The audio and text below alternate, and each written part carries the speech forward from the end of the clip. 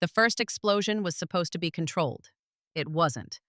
Smoke spiraled through the ridgeline, black as the ink that fills after-action reports, and the radio hissed with static.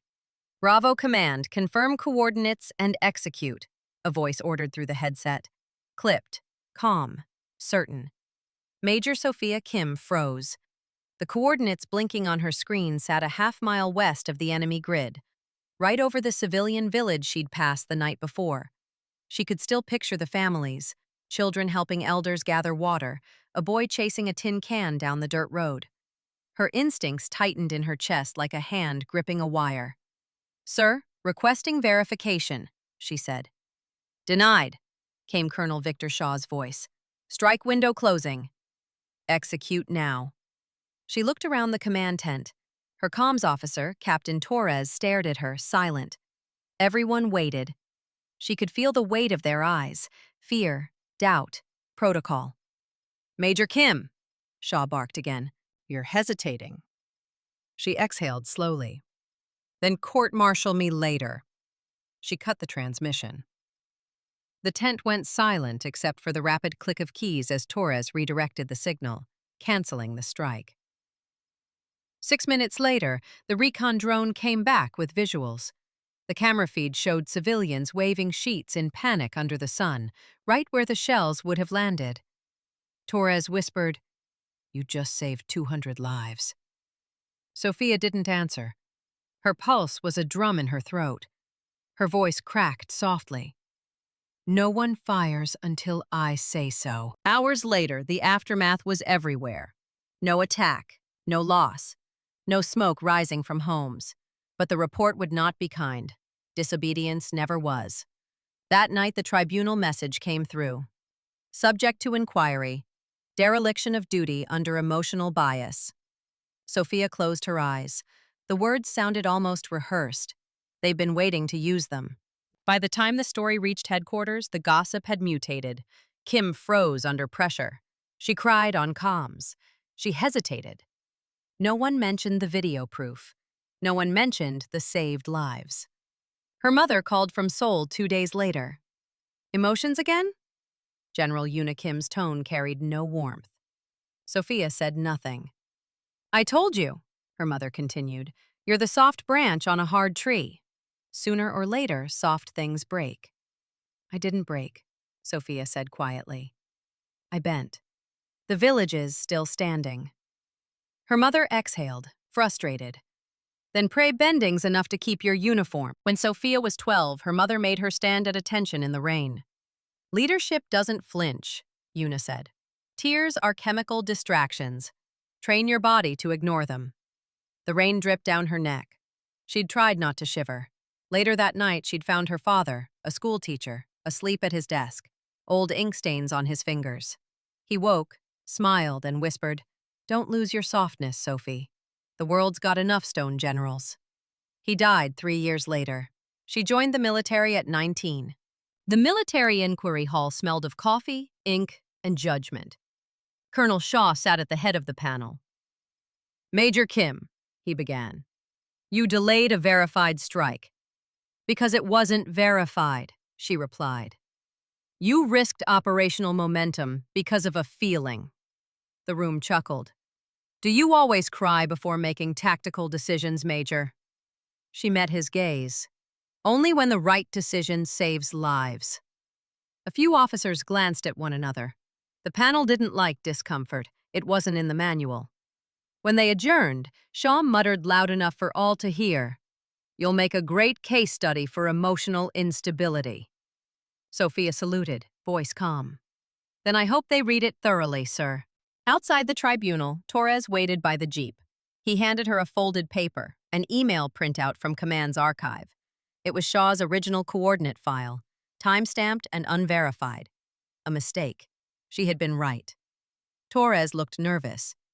"This could clear you if someone higher reads it." "Then why do you look scared?" "Because if it clears you, it ruins him." She stared at the file for a long moment, then folded it neatly. "Not yet. Not like this." Base camp, 0200 hours. Wind howled through broken tarps. She sat alone, listening to the hum of generators. Her reflection in the metal table looked like a stranger, a soldier worn thin by purpose. She whispered the words engraved on her dog tag.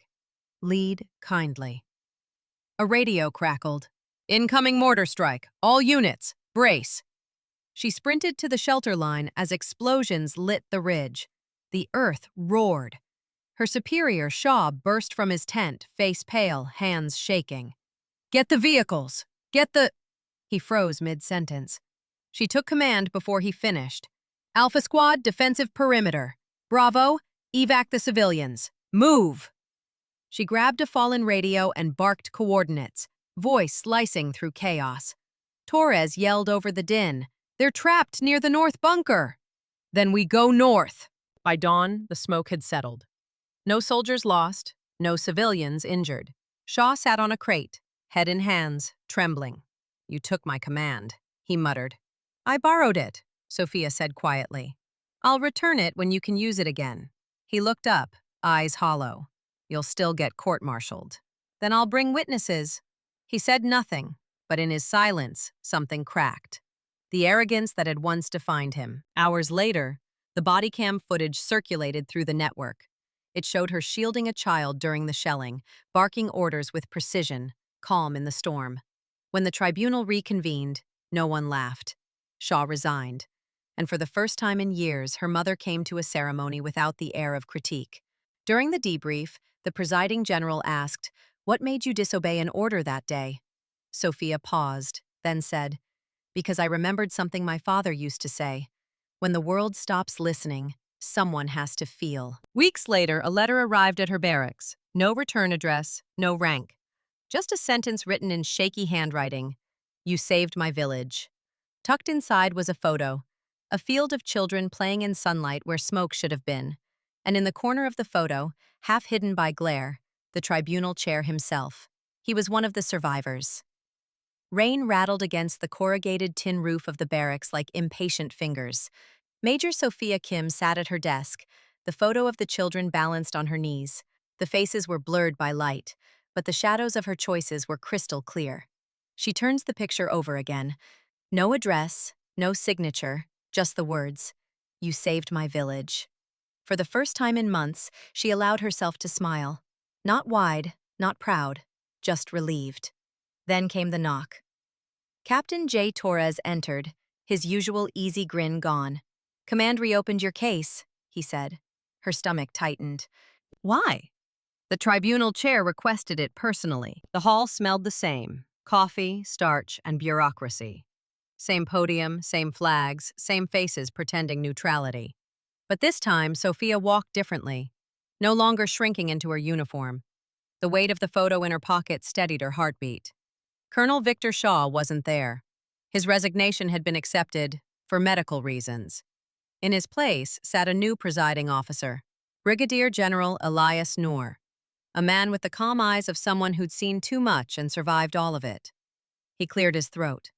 "Major Kim, this is not a retrial," he began. "This is a correction." The word caught her off guard. "Correction?" General Noor nodded. "The coordinates you challenged were entered under my former jurisdiction. I've reviewed the classified satellite data myself. You were right." A murmur rippled through the room. He continued. "Had you followed orders, we would be investigating a massacre. Instead, we're reviewing a miracle." He placed a folder on the table. Her disciplinary record stamped "cleared." Then, almost casually, he said, "The village you saved was mine." The air left the room. For a moment, Sofia couldn't speak. She looked at him, searching for any sign of accusation, pity, or pride. There was none. Just truth. "I grew up there," Noor said. "My mother still lives in that valley. When your convoy turned back, my people saw the flag on your vehicle and thought help had come from God himself." He paused, his voice steady but soft. "You disobeyed to save strangers. Turns out, one of them grew up to sit in your judgment." The room fell utterly silent. No one coughed, no one moved. Even the sound of the rain outside seemed to vanish. Sofia straightened her shoulders. "Sir, I didn't save anyone. We just corrected an error." He smiled faintly. That humility is why you did. 2 weeks later, her name appeared on the promotion board. Lieutenant Colonel, pending review. Torres burst into her office, waving the printout like a trophy. They did it! You're up for promotion. She laughed once, sharp, incredulous. After all that? He grinned. Maybe they realized empathy looks good in medals, but she wasn't celebrating. Promotion didn't erase the whispers that still echoed down every corridor. She hesitates. She leads with feelings. She disobeyed once. She'll do it again. Sofia didn't care anymore. She'd learned that conscience doesn't need applause. It only needs endurance. Her leave papers were approved that same month. For the first time in years, she went home to Seoul, a city pulsing with glass and noise. Her mother met her at the train station, stiff in her uniform, cap tucked under her arm. They walked together down the long hallway without speaking. Finally, Yuna said, "You made headlines again." "Good ones or bad ones?" Sofia asked. "Depends who you ask." They sat at their favorite dumpling shop, the same place they'd once shared after Sofia's graduation. This time, no medals, no photographers, just steam, chopsticks, and silence. Yuna finally said, "You risked your command." "I risked being wrong," her mother frowned. "And what if you had been?" Sofia met her gaze. "Then I would have lived with the cost. But I couldn't live with knowing I didn't try." Something in Yuna's posture softened. "Your father would have said the same thing." Sofia smiled faintly. "Then maybe I'm not the soft branch after all." Yuna chuckled. A small, foreign sound. "No. Maybe you're the one that bends without breaking." 2 months after returning to base, Sofia received an encrypted transmission marked Priority, Diplomatic Liaison. Inside, a video request from the United Nations Office for Humanitarian Command. A woman's voice spoke over static. "Major Kim, excuse me, Lieutenant Colonel, we'd like you to serve as advisor on civilian risk mitigation. You'll be representing not only your country, but every soldier who's ever chosen conscience over compliance." She stared at the screen for a long moment. Then she said quietly, "I accept." The first time Sofia walked into the International Training Academy, the students looked at her with a mix of awe and skepticism. She wore no medals, only her engraved dog tag, "Lead kindly." One cadet, young, brash, raised a hand. "Ma'am, permission to ask?" "Granted." How did it feel disobeying orders? The question drew a ripple of murmurs. Sofia leaned forward slightly, like standing alone in a storm and realizing the storm was right. The room went still. She smiled. "You'll understand when your storm comes." A month later, her mother came to the academy, not as an officer, but as a guest lecturer. When she entered Sofia's office, the first thing she noticed was the photo of the village children framed on the wall. "You kept it," she said. "It keeps me," Sofia replied. They shared tea in silence until Yuna finally spoke. "I watched the tribunal footage again. You were calm under fire." "I learned from the best," her mother smiled ruefully. "I was the opposite of calm." "You were disciplined," Sofia said. "It saved lives." "And yours saved souls," Yuna replied. "Maybe both kinds of strength belong in the same family after all." They stood together, watching the cadets march in the courtyard below. "Do you think they'll learn to lead differently than we did?" Yuna asked. Sofia nodded. "If they listen." 6 months later, the Defense Ministry organized a closed ceremony to honor Sofia and her unit. But when the master of ceremony handed her the microphone, she didn't mention her name, her rank, or her survival. She said only, "Empathy is not emotion out of control. It's courage under conscience.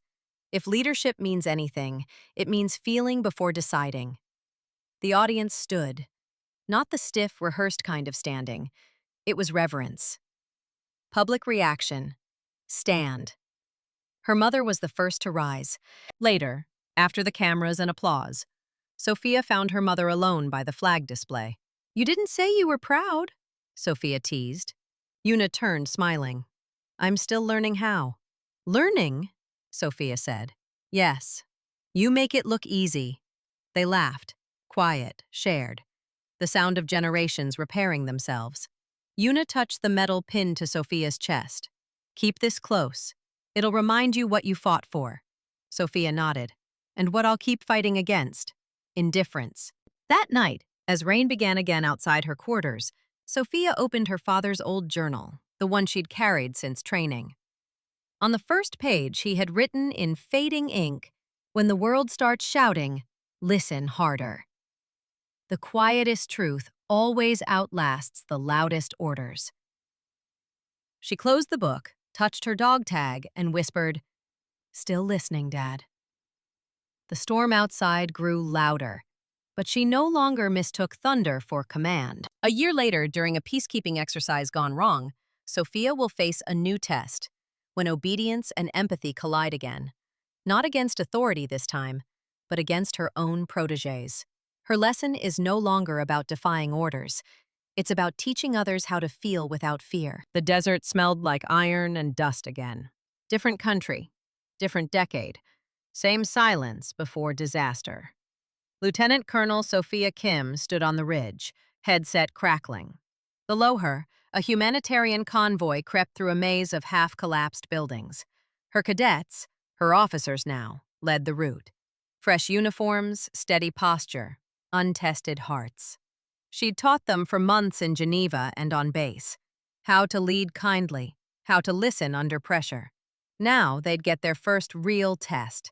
And so would she. The first blast came without warning. A rocket-propelled grenade hit the second truck, flipping it sideways. Screams through the radio. "Convoy hit!" Repeat. "Convoy hit!" Dust swallowed the horizon. Sophia's aide, Captain Torres, ducked beside her. "We need to pull them back, ma'am." Her instinct said yes. Her training said yes. But her heart whispered wait. "Where's Team 3?" she asked. "Pinned in the rear," Torres said. "Comms broken. Patch them through manually. Ma'am, that'll take time." "Then take it." As her hands moved across the radio dial, a memory flickered. Her tribunal, years ago. The laughter, the accusations, the moment she'd disobeyed an order to save strangers. She'd promised herself she'd never have to defy again, that she'd teach others how to make the right call before it became mutiny. Now one of her cadets' voices came through the static. "This is Second Lieutenant June Park, requesting permission to counterfire." "Negative," Sophia snapped. "But we'll lose the convoy." Her heartbeat thundered. The same test, the same stakes. She closed her eyes and remembered her father's handwriting. "When the world starts shouting, listen harder." She exhaled. "Negative, Park. Wait for visual confirmation." Seconds later, a child's voice echoed faintly through the open comms, crying from one of the enemy buildings. Her decision hardened. "Hold fire. Move civilians first." The tactical team hesitated, too long for the press drones circling above. Within an hour, international media would twist the footage. Officer Kim freezes again under fire. But on the ground, a miracle unfolded. June's squad moved in under cover of smoke, dragging out a family of 5, 2 elderly men, and a wounded rebel who'd surrendered. No one died. Not a single one. When the area cleared, Torres turned to her, breathless. "You just saved another 100 lives." She nodded, though her chest tightened with dread. Or cost another promotion. By sunset, headquarters called. The same tone, the same accusations. "Colonel Kim," the voice said, "you once again delayed combat action due to emotional hesitation. Your conduct will be reviewed." Her jaw clenched. She'd prepared for this, even written training modules on emotional leadership, but bureaucracy didn't read modules. It recycled its old ghosts. Her cadet, Lieutenant June, looked crushed. "Ma'am, if they come for you again," she cut him off gently. "If they come for me, it means you did something worth remembering." 2 weeks later, she was summoned to the diplomatic headquarters. Her tribunal wasn't military this time. It was political. A panel of suits, not soldiers. Cameras, not comrades. They asked the same question in different tones. Did you delay orders because you felt sympathy for the enemy? Do you believe empathy should override tactics? Would you repeat this action? She answered each question without pause. Yes. Yes. Yes. The lead official sighed. "Colonel Kim, you're consistent to a fault." She smiled slightly. Consistency saved lives. That night, in her quarters, she found a letter waiting on her cot. Her mother's handwriting. Sharp, disciplined, controlled. Daughter, I once believed emotion clouded clarity, but I've watched you prove the opposite. You've made the uniform human again. And maybe that's what command was supposed to be. Sofia Kim. Sofia read it twice, then folded it carefully into her journal beside her father's note. For the first time, her parents agreed, even if one was gone. A month later, the United Nations requested her as keynote at the Leadership in Crisis Ethics Summit. It was streamed to 47 countries. Sofia stood on stage in her crisp uniform, her dog tag catching the light. Years ago, she began, I was told emotion had no place in command. But emotion is what told me there were lives under those coordinates. Emotion is what made me listen. And listening saved more than soldiers. It saved the soul of what we serve.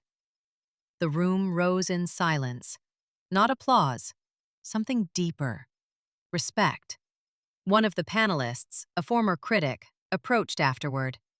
I used to think compassion was naivete, Colonel. You changed my mind. She smiled faintly. Good. Change keeps us alive. Back at the academy, months later, Sofia watched her cadets train under gray skies. June jogged beside her, clipboard in hand. Ma'am, do you ever regret it? Regret what?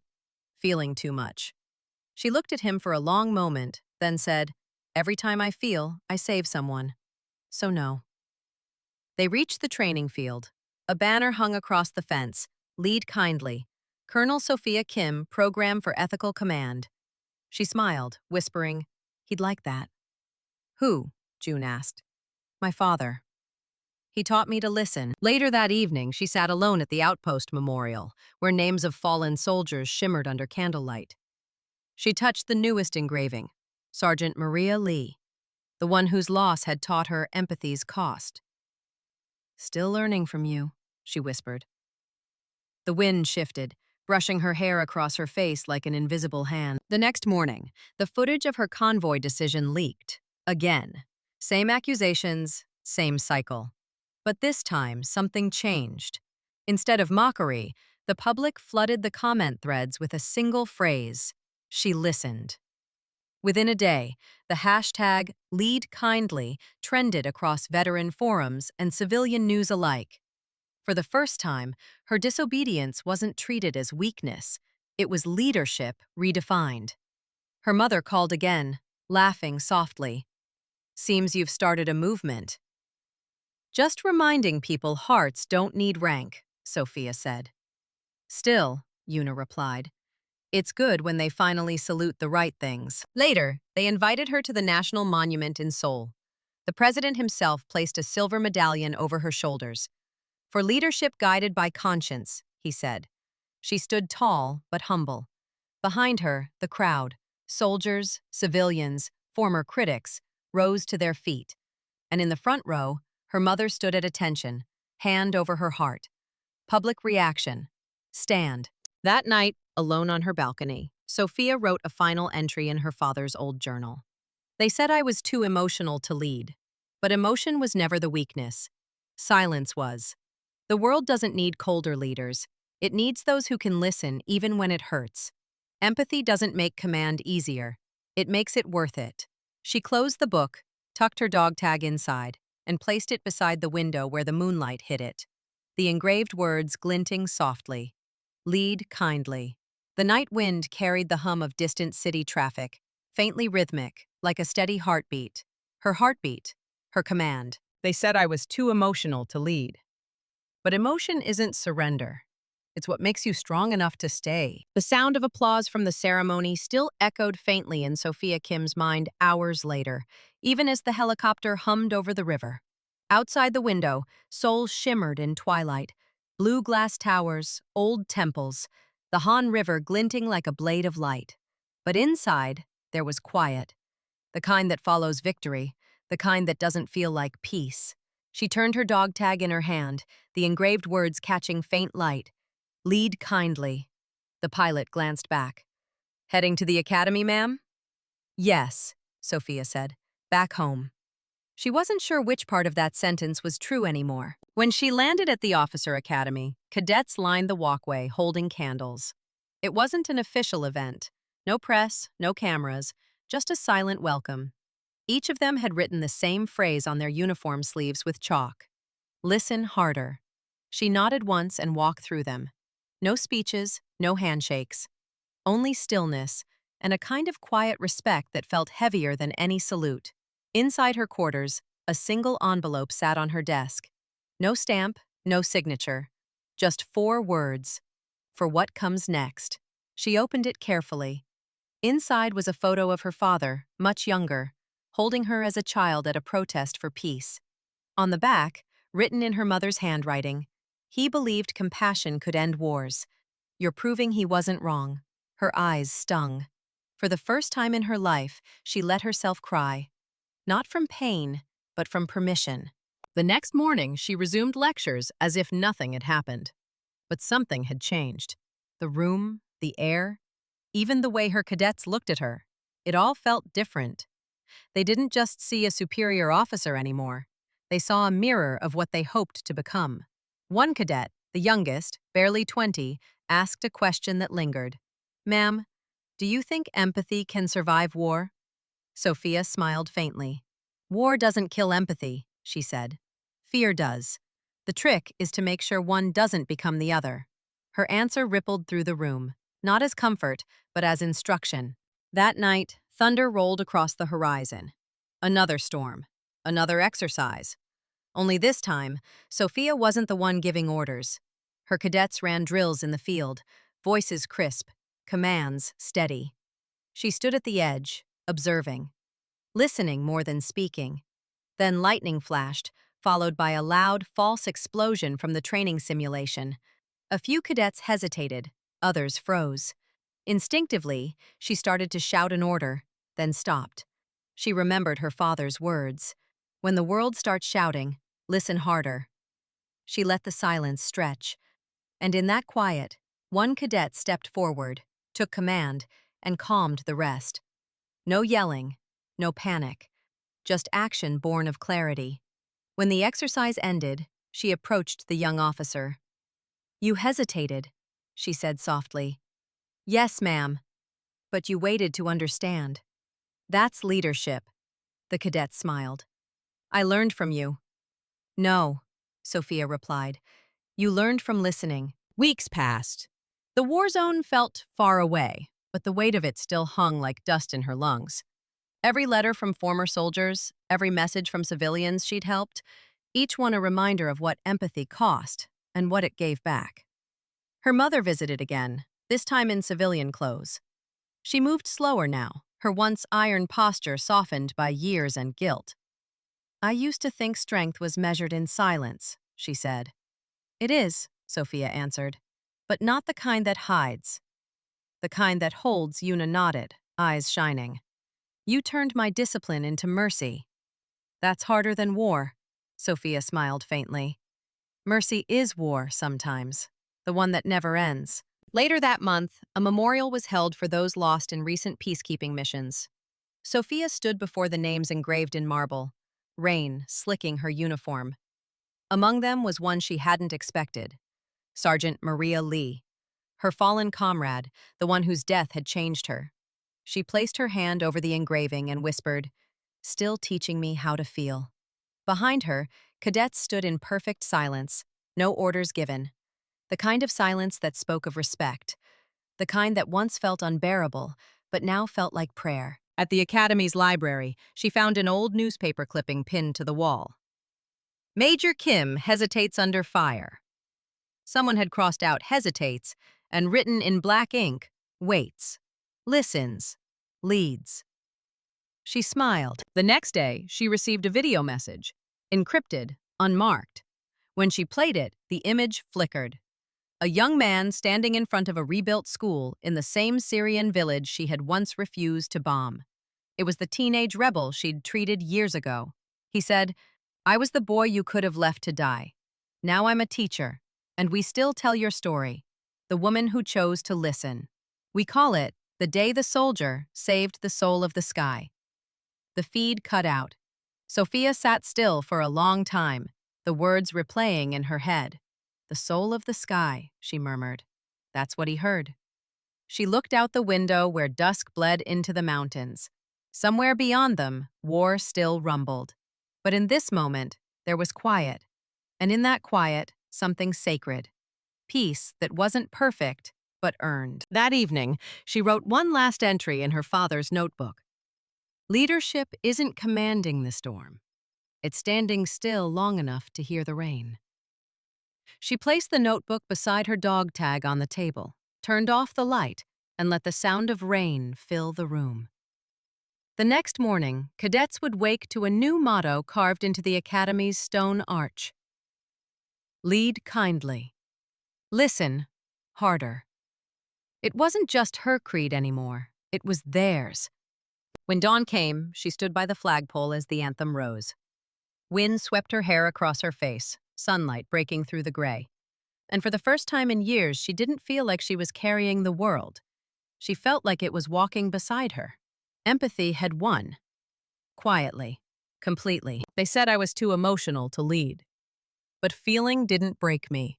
It built the world I wanted to serve. The morning after the new Academy archway was unveiled, the courtyard was flooded with light and applause. But Lieutenant Colonel Sofia Kim didn't linger for the ceremony.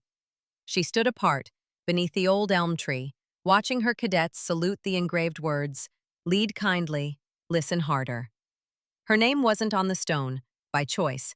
She'd told the board, "It's not about me. It's about what comes next."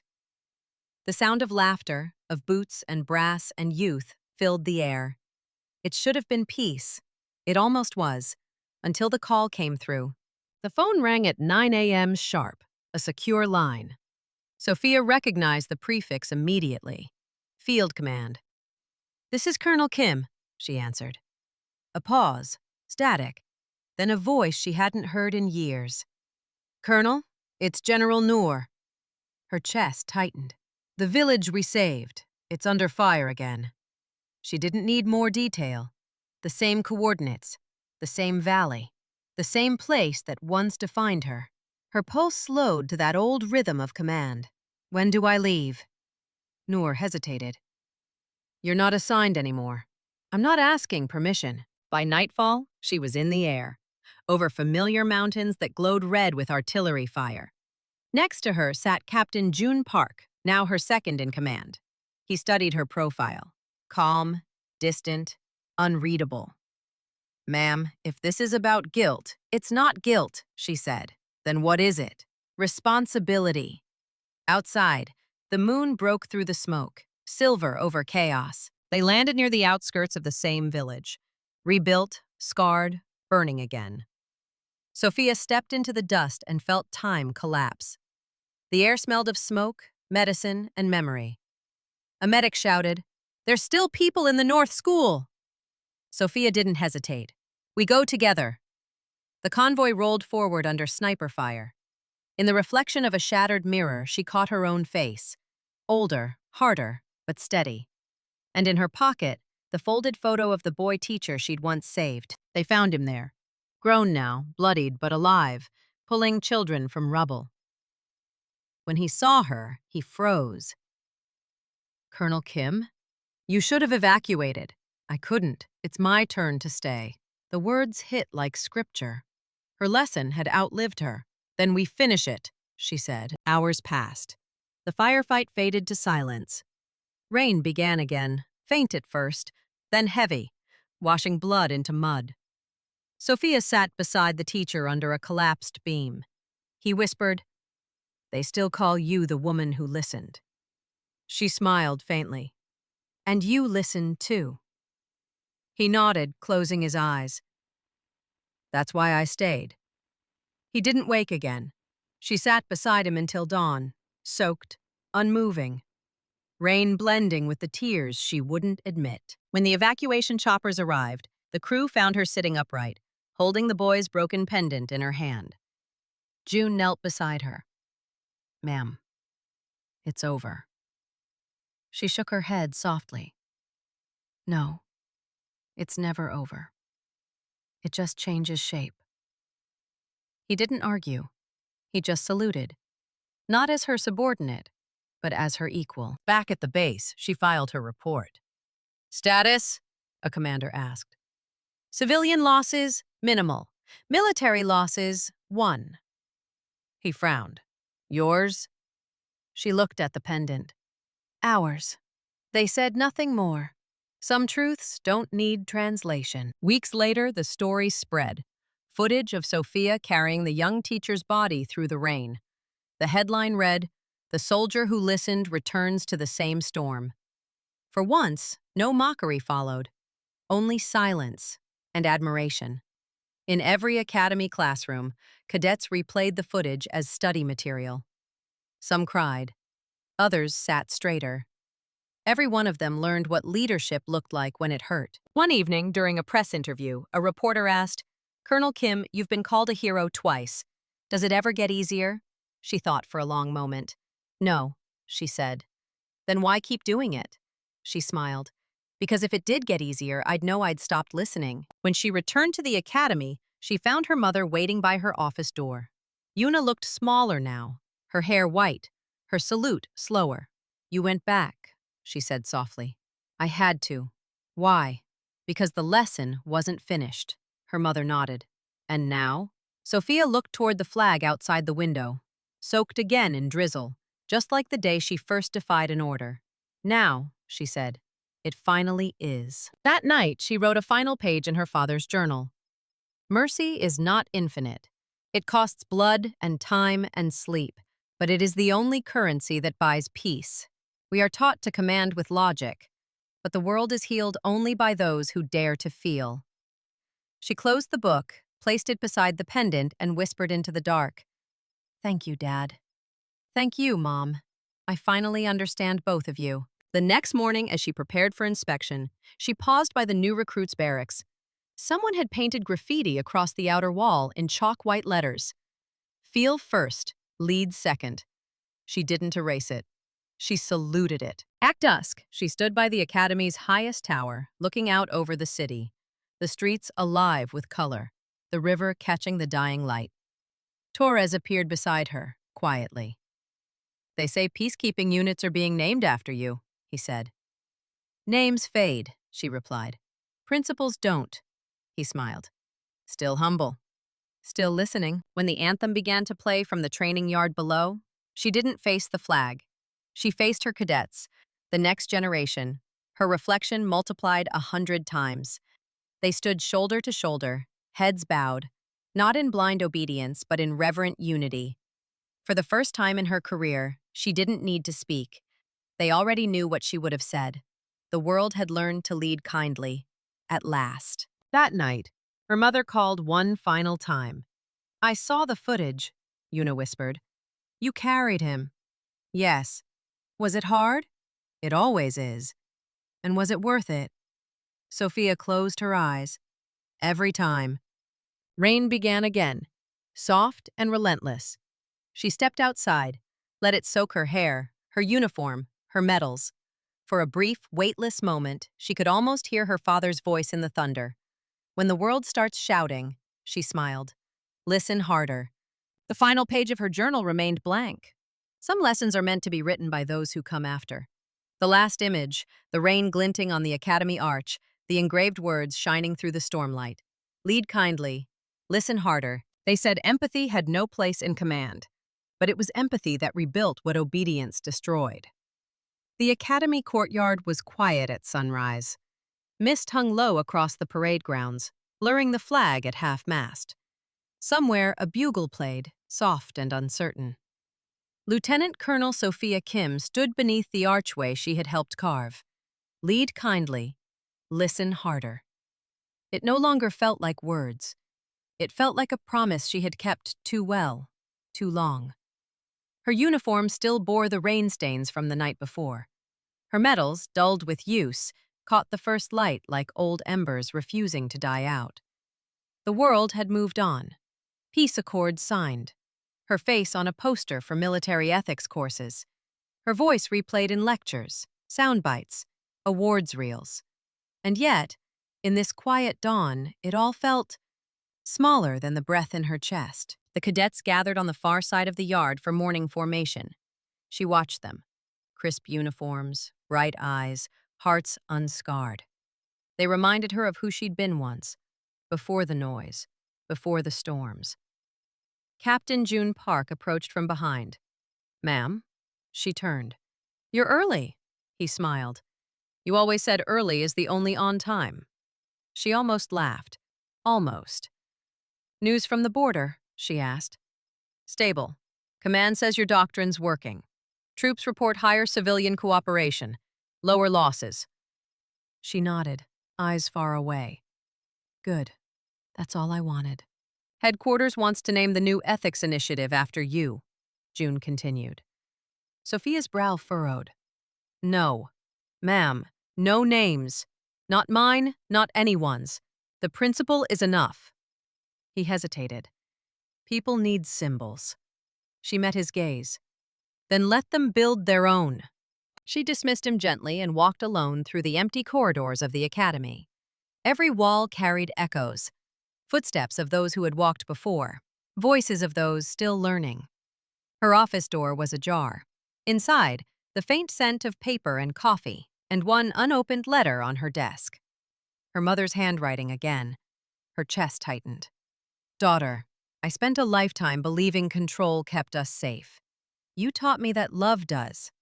When I watched you carry that boy through the storm, I saw your father again.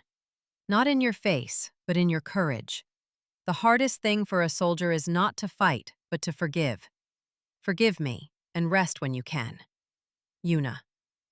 Sophia traced the words with her thumb, then folded the letter into her journal beside her father's and the pendant. Her legacy wasn't in medals or missions. It was in ink and breath, and what she refused to abandon: the right to feel. That afternoon, she visited the veterans ward at the city hospital. Her gait was slower now. The limp from shrapnel never fully healed, but her composure never wavered. The nurses saluted her quietly as she passed. Inside, a dozen wounded soldiers watched the television replay of her old tribunal speech. When following orders would break your humanity, that's when leadership begins. One young sergeant, no older than 22, whispered as she entered, "You're the reason I didn't give up, ma'am." Sophia smiled faintly. "Then make sure the next one doesn't either." At dusk, she returned to the parade ground. The flag was lowered. The sky burned orange over the river. She sat on the bench beneath the elm tree where it all began. Her old comrade, Captain Torres, joined her with 2 cups of tea. "Hard to believe," he said. 10 years ago, you were on trial. Now they're quoting you in policy meetings."